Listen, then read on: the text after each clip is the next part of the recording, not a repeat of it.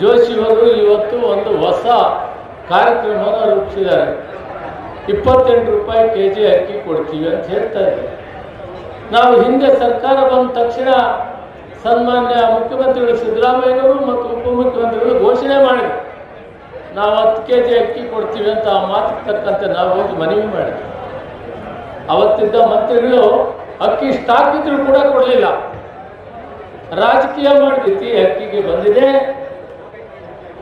1 ಕೆಜಿಗೆ 12ರಿಂದ 15 ರೂಪಾಯಿ ಲಾಸ್ ಮಾಡಿ ಸಾರ್ವಜನಿಕರ ಹಣ ಕೇಂದ್ರದ ಬೊಕ್ಕಸಕ್ಕೆ ಲಾಸ್ ಮಾಡಿ ಇವರು ಇವತ್ತು ಈ ಅಕ್ಕಿಯನ್ನು ಕೊಡ್ತೀವಿ ಅಂತ ಮುಂದೆ ಬಂದಿದ್ದಾರೆ. ಆ ಅಕ್ಕಿ ಮಾರಾಟ ಮಾಡದಿದ್ರೆ 1,50,00,000 ಟನ್ಗೆ ಎಷ್ಟು ಕೋಟಿ ರೂಪಾಯಿ ಲಾಸ್ ಆಗ್ತಾ ಇದೆ ಅನ್ನೋದನ್ನ ತಿಳ್ಕೋಬೇಕಾಗ್ತದೆ.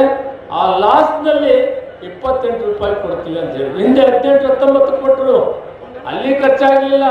ಈಗ ಎಲ್ಲರಿಗೂ ಕೂಡ 28 ರೂಪಾಯಿ. ಎಷ್ಟು ಜನ ಕೊಡ್ತಾರೆ ಇವರು?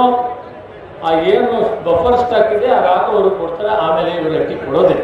ನಾವು ಕೇಳಿದಾಗ ಕೊಡಲಿಲ್ಲ.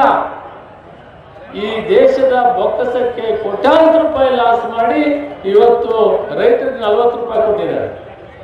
ಆಂಧ್ರ ಪ್ರದೇಶ, ತೆಲಂಗಾಣ, ಛತ್ತೀಸ್ಗಢ 40 ರೂಪಾಯಿ ಕೊಟ್ಟಿದ್ದಾರೆ. ಇವತ್ತು ಇವರು 28 ಬರ್ತಾ ಇದ್ದಾರೆ. ಈ ದೇಶದ ಬೊಕ್ಕಸಕ್ಕೆ ಲಾಸ್ ಮಾಡ್ತಾ ಇದ್ದಾರೆ ಅನ್ನೋದನ್ನ ಮಾಧ್ಯಮದಲ್ಲಿ ಮನವಿ ಮಾಡ್ತಾರೆ.